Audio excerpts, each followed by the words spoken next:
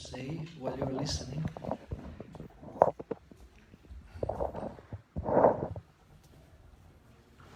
So now I need one plate of prasadam, and I can demonstrate how to take prasadam. I have a nice table. Do you know what is prasadam? Who knows? 1, 2, 3. I don't believe you. More of you know. So today is a special day of Julan Yatra, and our President Krishna Prabhu will explain at the end of the class what is the significance of Julan Yatra. We have prepared everything for the ceremony. This is several special days, and I will speak something related to the relationship between Radha and Krishna, which is also depicted in this Julan Yatra, where we are swinging. They are swinging on a swing, and in this way they are enjoying their loving relationship. So today we will speak about something that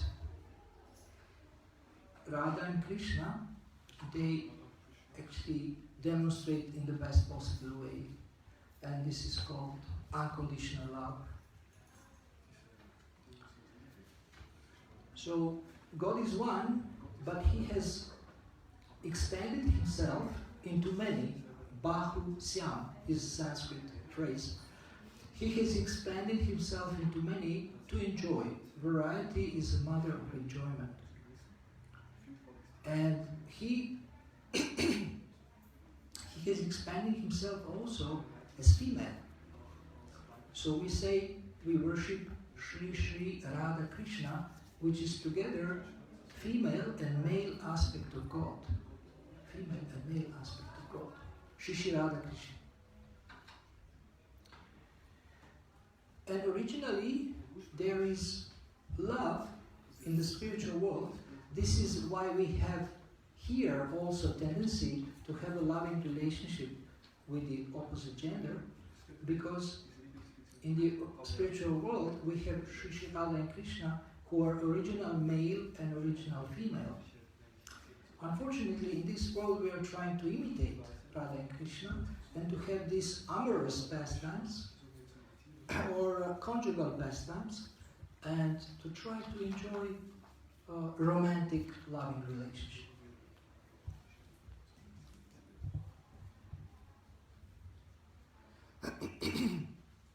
So everything that we see in this world is a replica of what is happening in the eternal spiritual world. The difference is that here everything is temporary. Even relationships are temporary, even love is temporary. Sometimes we have a feeling, sometimes we don't have a feeling for someone. Sometimes we love a person, sometimes we hate them. But in the spiritual world there is no hate, there is only love. And this love is pure, and this love is unmotivated, and this love is selfless. So in this Krishna consciousness movement, we have books by Srila Prabhupada, our founder Acharya, and the main theme in these books is actually unconditional love. How to love unconditionally. No other love can satisfy the soul. We try to love people unconditionally. We try to love people conditionally. I love you if you love me. I give you something if you give me something. But what we are learning from the Vedic literature is how to give and love without expecting anything in return. Now you may say it's not fair. But actually, in the original setup that I described of the relationships in the spiritual world, this is, in our philosophy, this is actually the highest achievement. The highest achievement is unconditional love. If you love someone unconditionally, then you actually don't expect. You want to give. You only want to give. Of course, love is reciprocation. Love is reciprocation, and now, of course, God reciprocates, and he wants to have a loving relationship with his devotees, so he reciprocates also. But there is no expectations from the part of his pure servants for this reciprocation. Whether he reciprocates or not, actually the devotee is happy to serve the Lord. And sometimes devotees give so much love to the Lord, like gopis, that actually he says, I cannot repay you. Your love is so pure, and that I cannot repay you for your love. Be happy with your. Can you please close this door? Close this door. So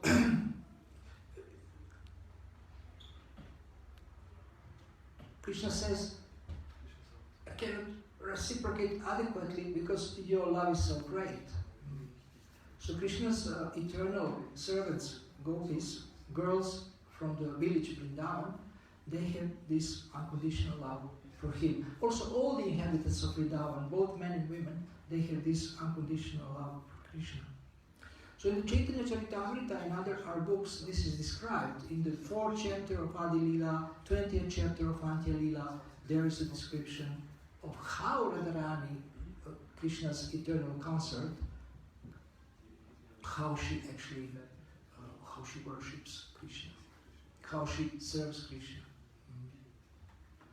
And when I read this, when I became aware, I'm reading these books for 40 years, but when I became aware of these sections which describe in detail this unconditional love, I have been fascinated with this. I have never seen anyone who has such an attitude.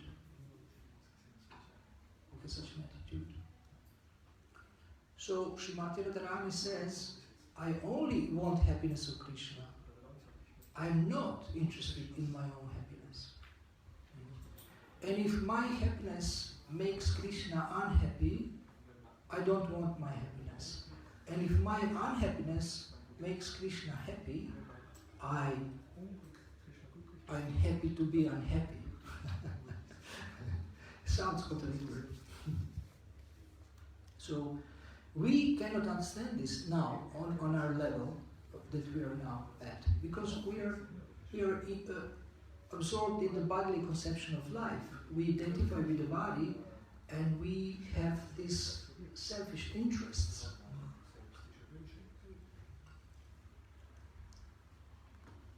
But on the spiritual platform, one who gains most is the one who gives the most, who is ready to give the most. You have heard about the saying, the more you give, the more you get. But we have added something to this.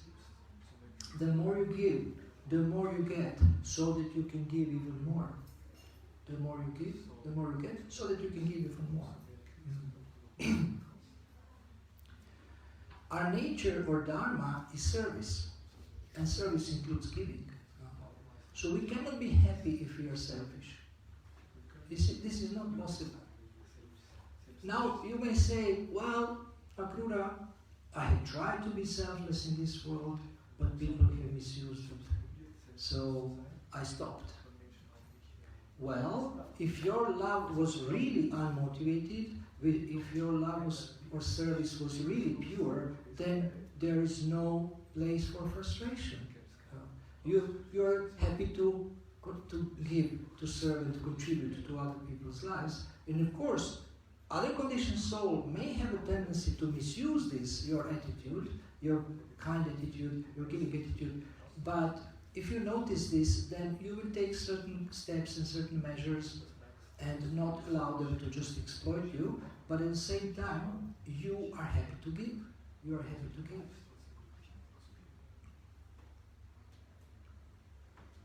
And people tell you, if you are a very selfless and giving person, oh, thank you so much for doing this for me. And you say, no, thank you for accepting the service, because I get so much satisfaction from serving you and others.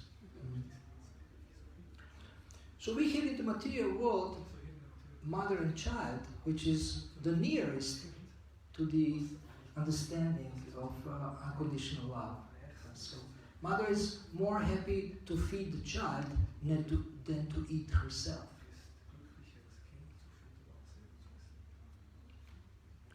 How many of you feel that you owe to your mother? That she has given you unconditional love? Yeah, half, more. Yeah. Very nice. So you had some experience of the selflessness of your mother, maybe father also. Fathers are a little bit stiff sometimes, but mothers, they just have a completely open heart, and you can experience a lot of love. So now we are trying to love other conditioned souls. We are trying to be selfless, and then somebody exploits us, misuses this, and then we withdraw. We stop giving. We say, I'm not going to have a relationship with anyone. I will be alone, only with my computer, and nobody will ever hurt me. So you go deep into your cave and you suffer in the cold cave of selflessness, of self-absorption, and avoiding any other relationship and any other conditioned soul. So love is not for weak people. Love is for strong people who are not afraid to be hurt. Srimati Radharani is not afraid to be hurt. She says, whether you embrace me tightly or trample on me or leave me, or leave me in separation, you eternally remain my Lord, my worshipful Lord. So we cannot understand this now on this level, but we can try to comprehend a little bit. And you maybe also have a different experience with conditioned souls. You have experienced that some people cannot believe that somebody is so selfless and so giving, and after some time they start to appreciate. So you see that they are grateful and they understand what are you doing for them. And so this is different than those who take advantage of you, who take advantage of you. So you may see that some people appreciate this. And of course, if you receive this for somebody else, then you also appreciate it. We had a seminar upstairs yesterday, and I was asking, when did you feel best in your life? And some boys were saying, when I felt loved. So that's natural, that we want to be loved. And God is offering us His love. We have been separated from God. He is offering us His love, but we don't believe that somebody is like this, and that somebody wants to give us His love, and God wants to give us His love.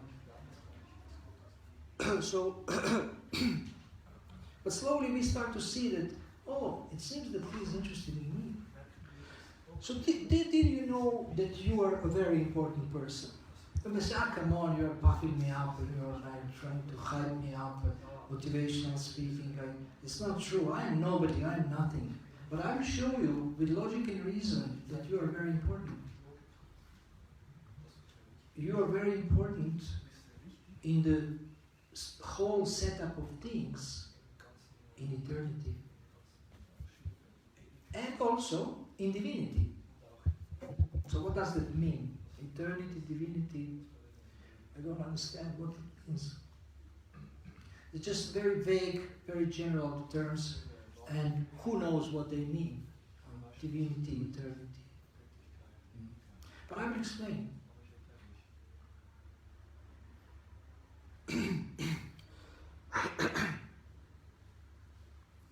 Why are you important? Can you guess? Why are you important in eternity, in divinity, and in the universe? Yes? Because we're individual, and no one else is... Unique, individual. Yeah. Okay, that's interesting. Yes? We are all parts and parcels of Krishna. Yes. Yeah, that's nice if you believe that. I have a very practical explanation. You can give me wonderful philosophical answers, But okay, I will give you the proof later. Yes. We've got the same qualities, Yes. not the same quantities, but the same Yes. qualities. As God. Yeah. Yes. Yes, we are important because we have this divine origin, and we have the same qualities, not in the same quantity, but the same qualities as God. What else? I will show you through the business model why you are important. I'm not puffing you up, I'm not flattering you. I can really get on your case. So don't come to me for coaching, it's dangerous. So, any other guesses why you are important? Because I'm the best. So why? Yes? Because in human body we can come back to God. Okay, also? Yes. Can you ask this girl what she thinks? In Russian. In Russian, and translate for me. I don't speak Russian. She says she thinks that she's an important person. Okay, why? She thinks that. Why?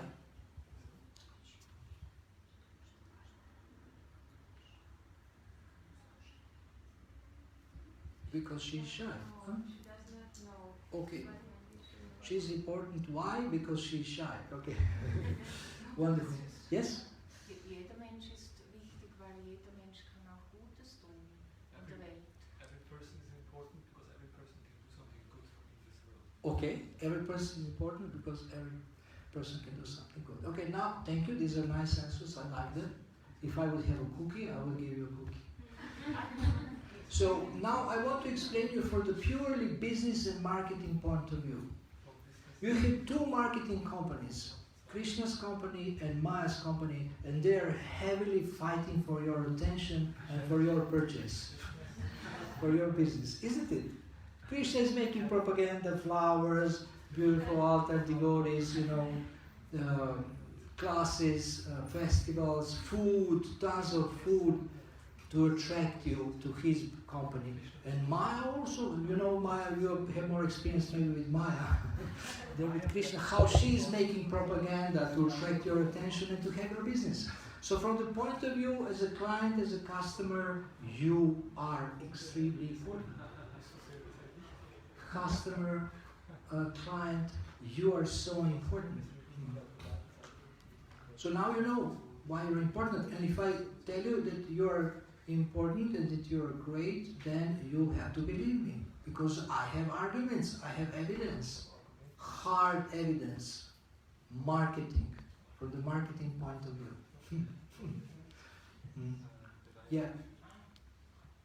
So now, can you believe that God, who has so many devotees, who has so many girlfriends and wives also, he has wives and he has girlfriends, but he also has boyfriends.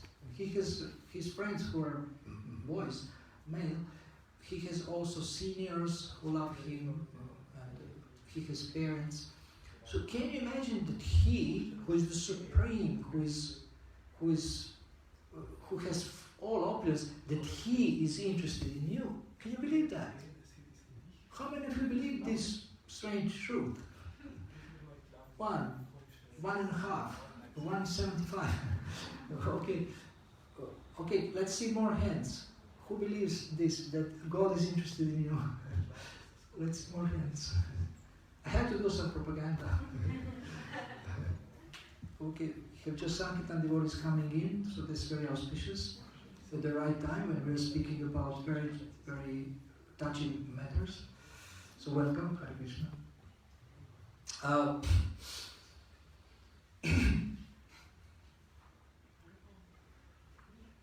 I have news for you. He is interested in you. And all these books that we have, here we have part of it, they are meant to actually show you this, to convince you about this, and to inspire you to try to revive your relationship with Him. Sometimes maybe is there any one of you who has felt that God has abandoned you? and he doesn't care about your suffering or whatever, your desires. Okay, a couple of you. Yeah. So we have sometimes this feeling, but actually, if we raise our consciousness a little bit and understand more deeply what's happening, this will not happen again. You will know that He is always there, trying to help us. We have come to the material world, and He didn't leave us. He loves us so much that He expanded Himself as a super soul, and He's following us everywhere, even when we want to forget Him. Actually, without Him, we cannot even forget Him. So He has allowed us, He has allowed us to forget Him. He is giving us forgetfulness of Him so that we can try to imitate Him, try to enjoy the material world without Him.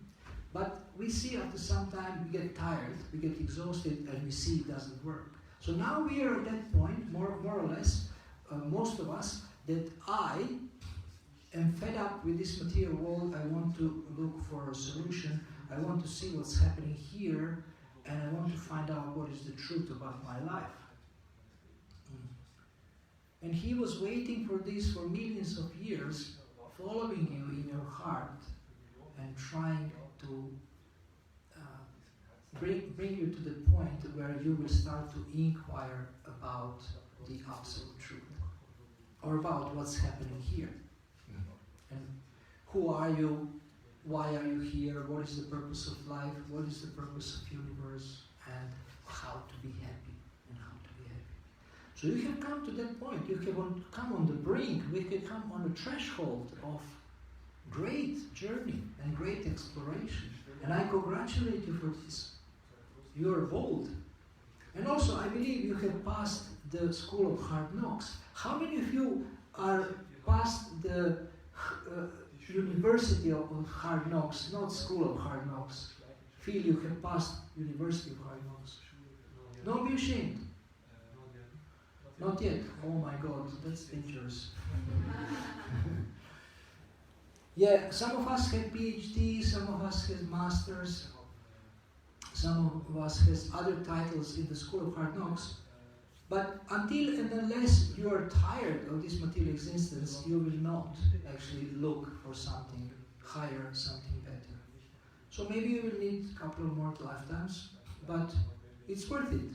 It's worth it to go through this school. Now, the reality of life is that actually very few people learn by hearing only. These are the most intelligent people. So if you have considered yourself to be most intelligent, I'm sorry, I have to tell you that if you don't learn only by hearing, but you are learning by mistakes, that means that you are not first-class intelligent person. Maximum you are second class. So if you want to promote yourself to the first-class position of intelligence, then you need to try to learn by hearing and not having to burn your fingers or to get kicked by the material energy. So now this knowledge is great mercy of God, but we somehow don't take advantage. We buy books, put them on a shelf, and sometimes say, Haribol, nice that you're here, but I have no time to read you. Maybe when I get old. Or maybe when I get on holidays. Then on holidays you're busy swimming. You can't read and you're too tired of swimming. You try to read and you fall asleep.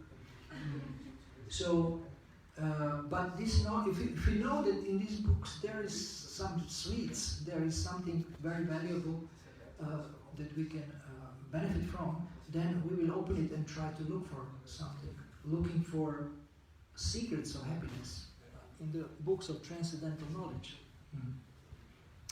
So please take advantage of these books, Srila Prabhupada's books, and you will learn about life, about love, about relationships, about how to act in the mode of goodness, and how to deal with others, how to be strong and how to be soft, when to be strong and when to be soft, when to be strict and when to be soft.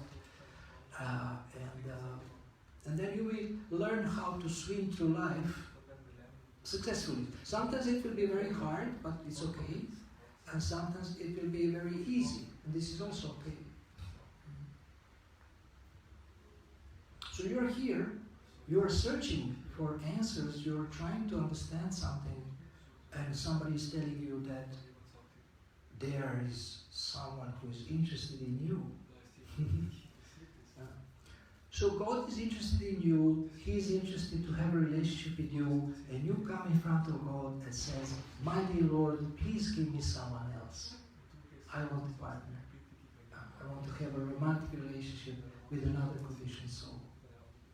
So imagine if you would love someone, and this person comes to you and say, please help me find a partner.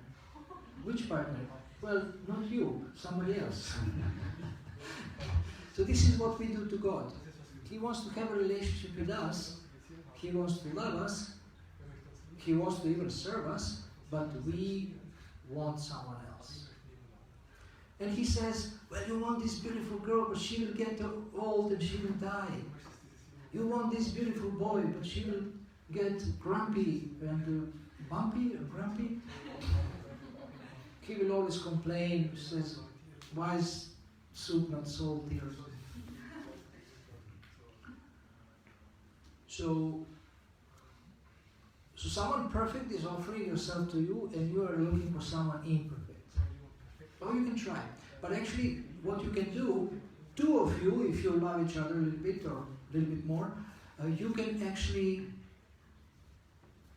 both strive to develop your relationship with God. And this is the perfection of your romantic relationship. And in the scriptures we have amazing. I mean, I have read a lot of books in my life. Shakespeare. I didn't read all Shakespeare, a little bit. Then Johann Wolfgang Goethe, Hermann Hesse. My brother read something, but this doesn't count as if I read it. He read Jack London. So I have read books about romantic relationships of nice people. But I have never seen such amazing romantic stories as I have seen in the scriptures. And some of you will recognize the stories that I will tell you. These are incredible stories. You cannot get more romantic than that.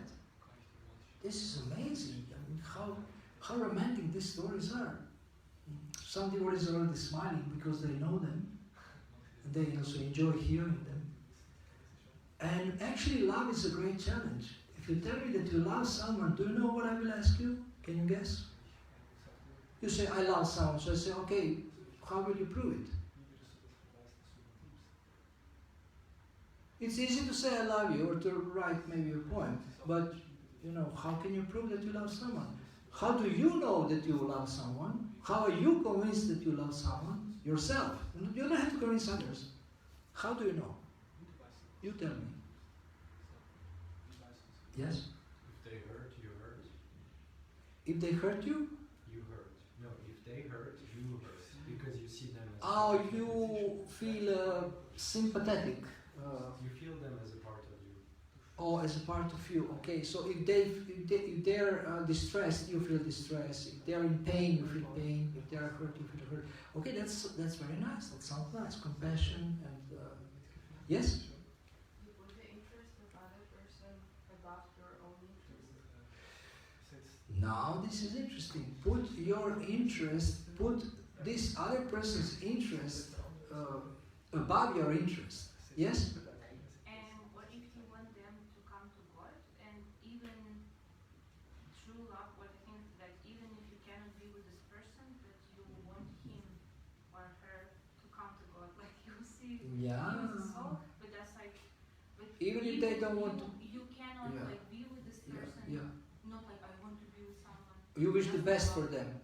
Yeah, but not to be with them 100% because maybe it's not good for this person and for me.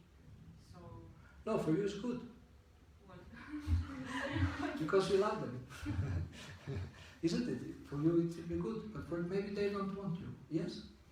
You don't expect anything from them. You Okay. don't expect a certain behavior or something. You just love this person for their qualities or for their personality or something. You see, people who have developed consciousness, they actually have a sense for unconditional love. you have a sense for this selflessness. You have sense. You have a sense for these things. And it's wonderful that you are mentioning these things. I'm really, really happy and pleased that you're mentioning these points. Please, you come in. You can come in. Maybe chair or something for a gentleman. You have a chair. So, I can say something which is similar to what you said also, is that if you are ready to sacrifice your personal comfort and interest so that this person can be protected and happy. Let me repeat. If you are ready to sacrifice your personal comfort and interest so that the person you say you love can be protected and happy. Imagine your wife is coming from work and she has to walk from the bus stop to your home. There is like 500 meters or more. And she calls you and she says, can you pick me up with a car? You have a car. And you say, no, I'm tired. What kind of husband you are? Honey, I love you, but I cannot come. I'm tired. You just get wet. And you know, you should practice a little bit austerity. And she says, well, I was going to practice it also 8 hours a day. I was working.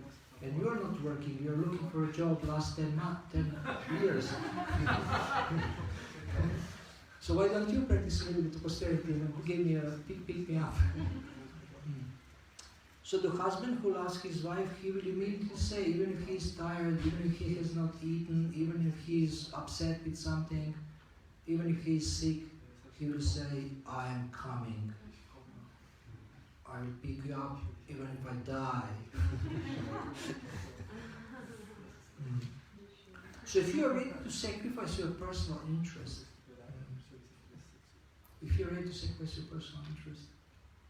if there is a food and you know your wife is hungry, but you're also hungry, so what will you do? Give half or give everything, or drink water and give her everything, or what will you do?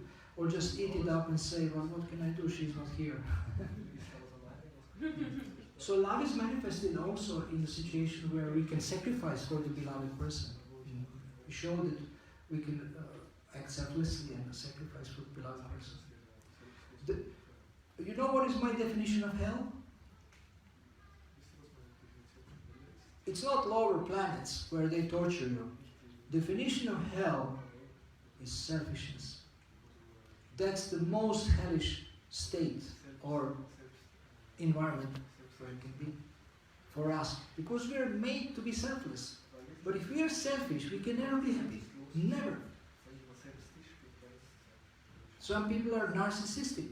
And now on the internet you can find so many lists, qualities of narcissistic people. And sometimes you recognize a little bit yourself.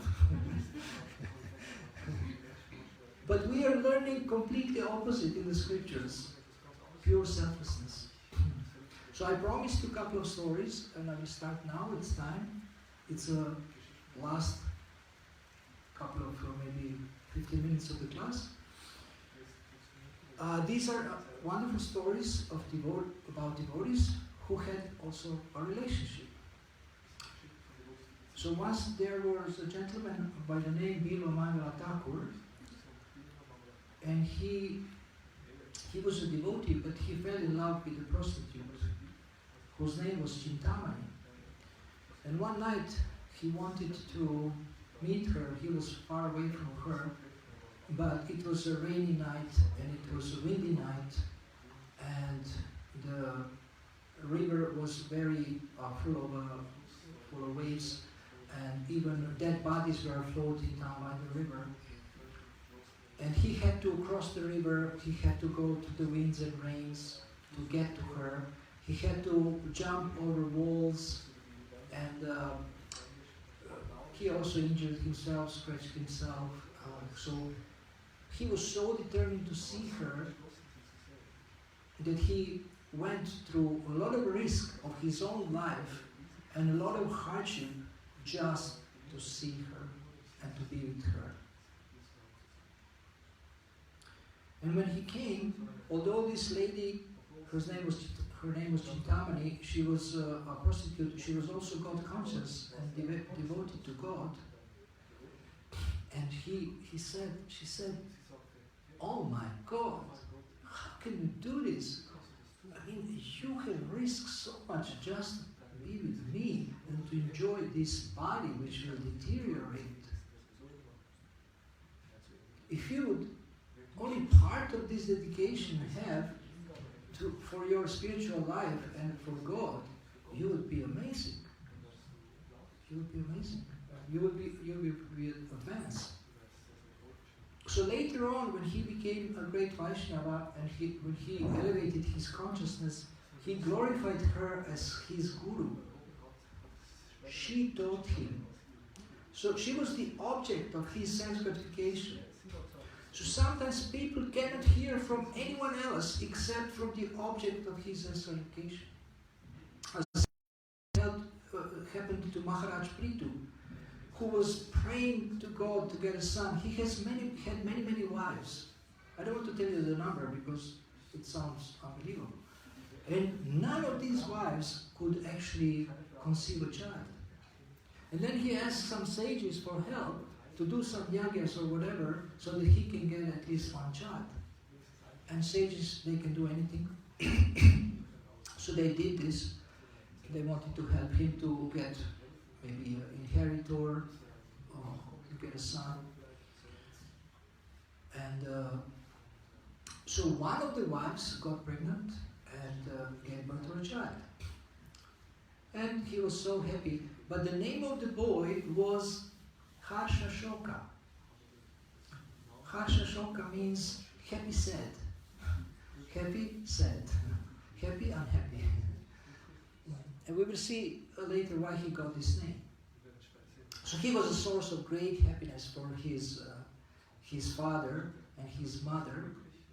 But other wives of Maharajitra came to were envious. And they poisoned the boy. They poisoned the boy. And you can imagine, he was waiting for so long to get a son, but now son is gone and son has died. And what happens by God's arrangement is when we are in greatest pain, God sends someone or something to help us. So the Lord has sent Narada Muni, a great sage, to visit the king and to ask him, "How are you doing?" And he said, "Oh, I was so happy, my dear Narada Muni. I was so happy I had got a son, but now my son has died. He was poisoned. Can you please bring him back to life?" And Narada took compassion on him, and actually, because he has mystic powers, he brought back the boy to life. But now what happened? Now what happened?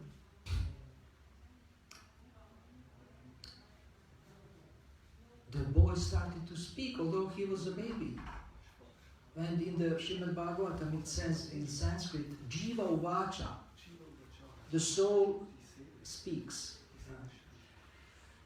He said, "Hey, my father, why are you so sad? You think I'm your son? Oh, I have been born in many lifetimes, and I had many parents. You are not my only parent. I'm not your only son. You have had children in past lives too. So this is only our temporary relationship. Don't be sad, but understand that the purpose of human life is self-realization." And the king was listening because he loved this boy so much. He could hear only from him. So sometimes we can only hear from someone we are attached to, material, but we can hear a spiritual philosophy from them. So this is what happened. And he became so awakened and so elevated in his consciousness that he actually started to practice spiritual life more seriously and became detached. And understood how this relationship working. So Biru Mangala Thakur, he has also understood after some time the futility of material enjoyment and material attachment, and he became a serious devotee of the Lord. He became a serious devotee of the Lord. Then there is another story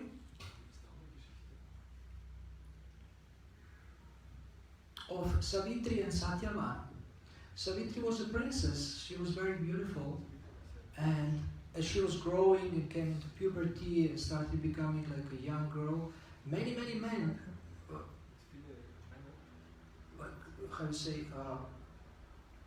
were attracted to her, and they liked her very much.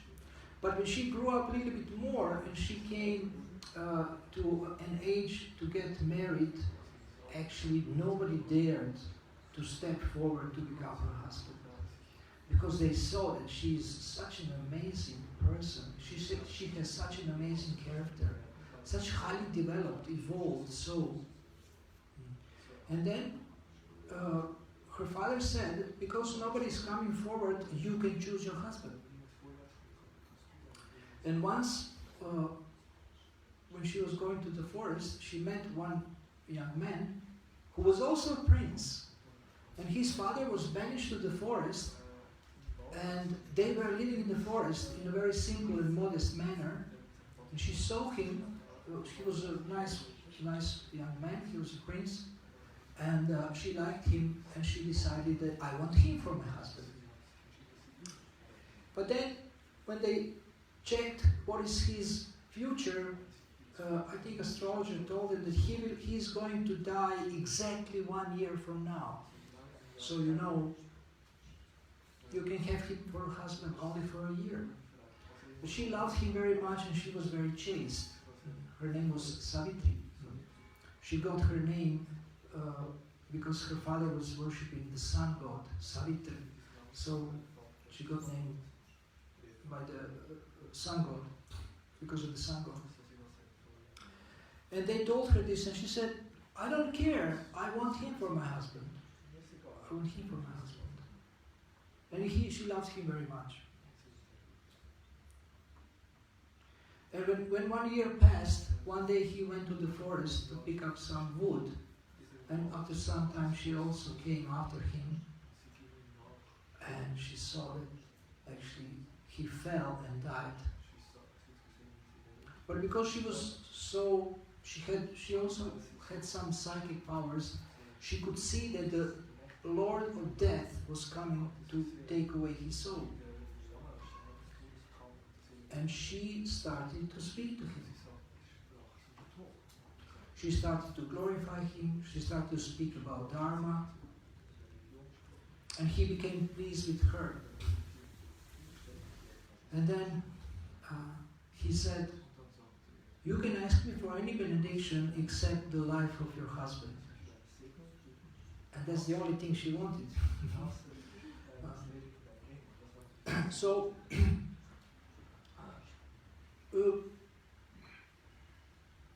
she didn't stop trying. She continued talking. She didn't stop trying to convince Yamaraj to keep her husband alive. So as she was talking, he became so impressed by her. She was so intelligent, so devoted, so person with such a high consciousness. So Yamaraj, he can see when somebody has high consciousness. She was also very chaste, very loyal to her husband. She had amazing qualities. The most important quality of a woman is chastity.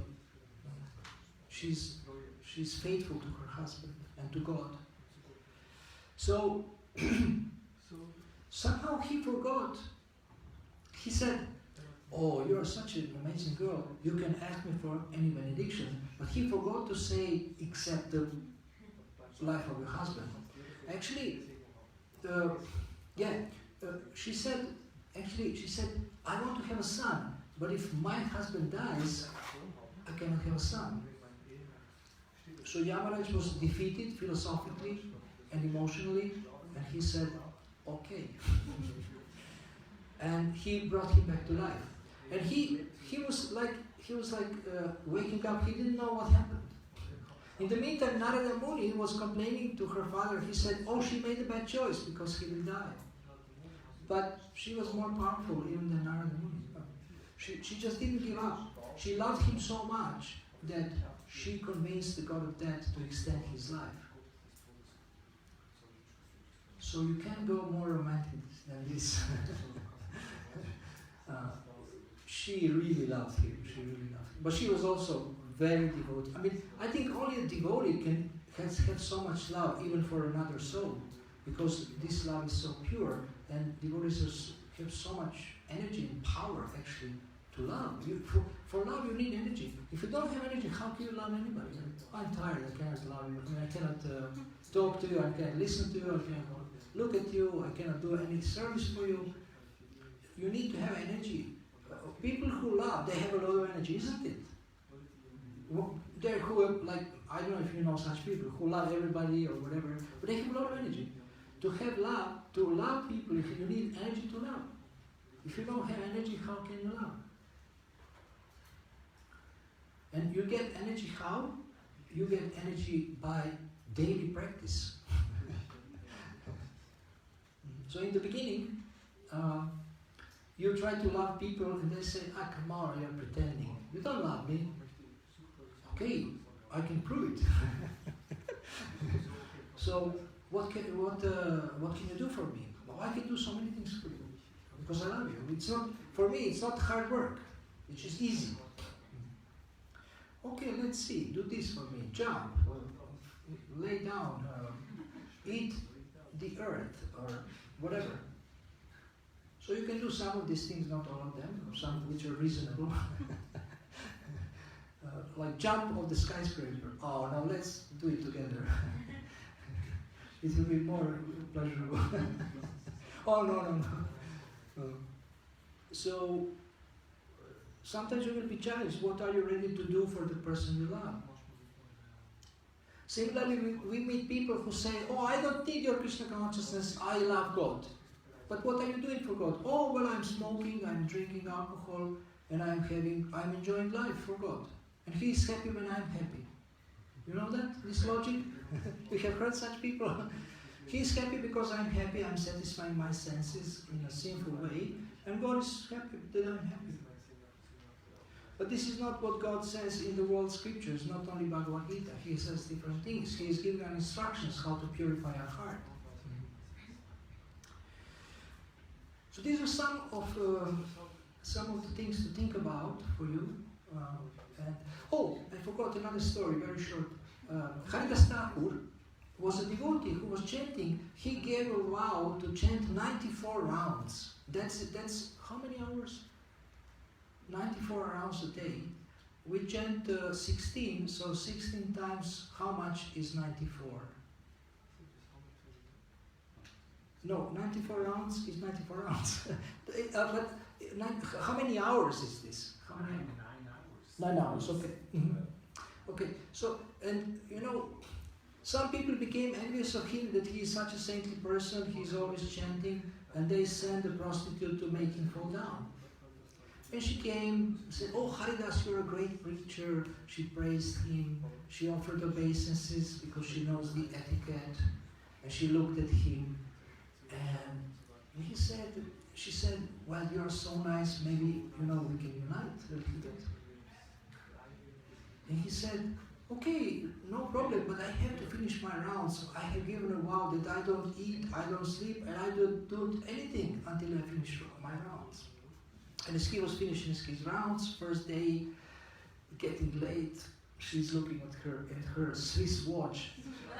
And she says, wow, I have to go, it's too late. He said, well, I'm sorry, I have to finish my rounds. So she offered obeisances. He had tulasi plant in front of him. She offered obeisances to him and to tulasi, she left. Second night, she tried again, the same thing. And he was always a little bit late. He was again a little bit late with his rounds. She got tired, she left. Third day she came and she started to cry. She said, I was sent to make you fall down. And you were chanting, and I actually started to feel so bad that I have to tell you the truth. I was sent to make you fall down. And he said, don't worry, I knew that. And I was chanting more rounds so that you can listen to the holy name and become purified. and she said, please save my sinful soul, please accept me as your disciple. So instead of girlfriend, she became a disciple. And she became so Krishna conscious that people from all over India were coming to see her. She shaved her head, she gave all of her possessions in charity, and she had a tulasi plant, holy plant, and she actually chanted in front of the tulasi plant. So she became so famous that people were coming to see this miracle. Prostitute has become a saintly woman. So he loved her so much that he didn't see her as a threat to his spiritual life, but he saw her as a soul who needs compassion and who needs love and who needs to get the holy name and needs to get inspiration for spiritual life. So thank you very much for listening. I can take one question and then Krishna Premarupa Prabhu will explain about our ceremony today. And I also have to go very soon. Upstairs, I have another online commitment. So, but I can take one question. Who has the best question? Topmost question. Best of the best of the best. Preferably related to this topic of unconditional love. Have you some advice how to reach selfless love? What's the best way to reach selfless love? Sign up for 6-month coaching with me. And it's free. I not just want to get money from your pocket. It's free. But it will be challenging. You will have to do exercises. Not these exercises, but some other. So you need to associate with people who like also to develop this, who are practicing, who had failed, like me, and practice unconditional giving, unconditional service, unconditional love, and you will develop these muscles of unconditional love. But you need to practice. Nothing comes overnight. Thank you very much. So please come here. Unfortunately, I have to go immediately, but you get the microphone. Thank you very much. Hare Krishna.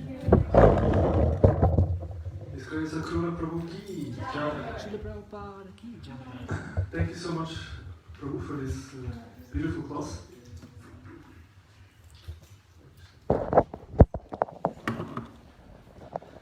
Alright, so just after this class, of course, we will serve our Shalom, our vegetarian buffet.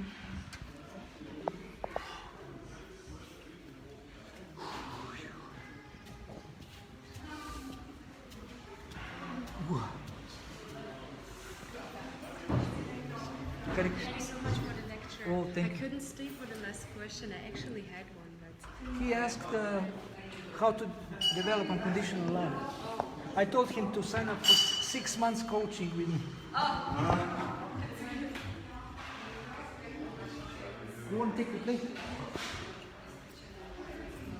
No, another lecture. thank you so much. It was very, very beautiful. Okay, thank you for listening and sending positive vibrations, support from the back. You did not eat lunch, right? Who? You What did you say? did you eat lunch? No. I haven't. Exactly. So you're a little bit more hungry. Yeah.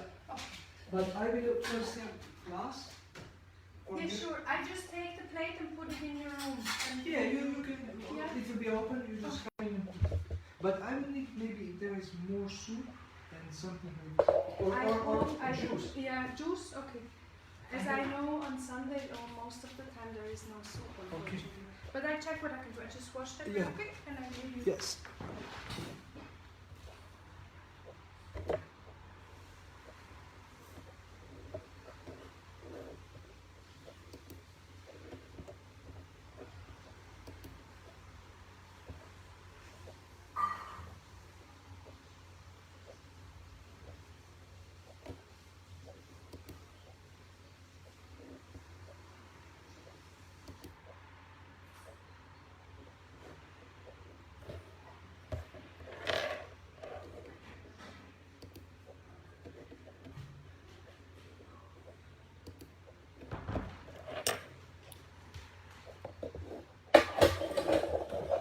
Thank you so much.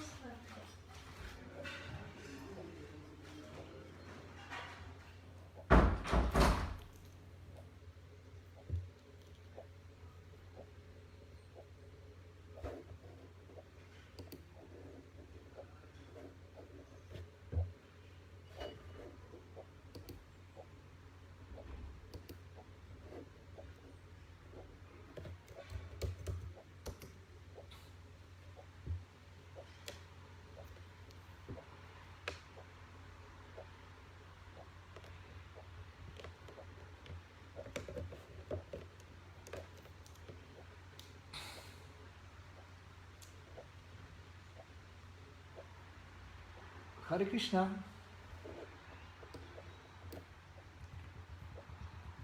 Please accept mine.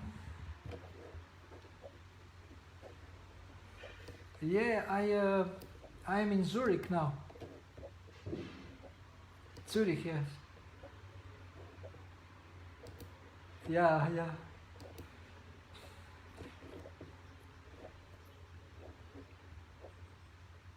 Okay. You can tell me when.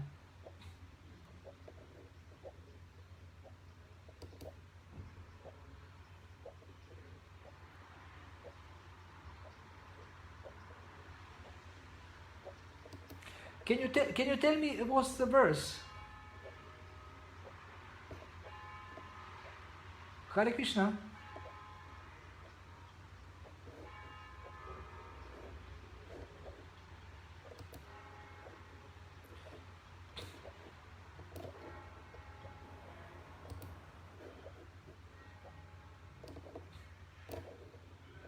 Hare Krishna.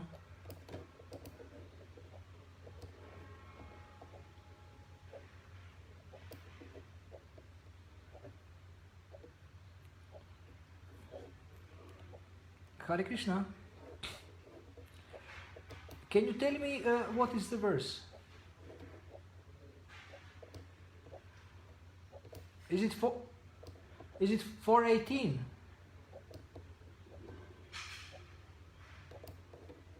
Is it 418? Yes, okay. Yeah, this is what I thought. I remember 418. Okay, so can we start now? Om Namo Bhagavate Vasudevaya. Om Namo Bhagavate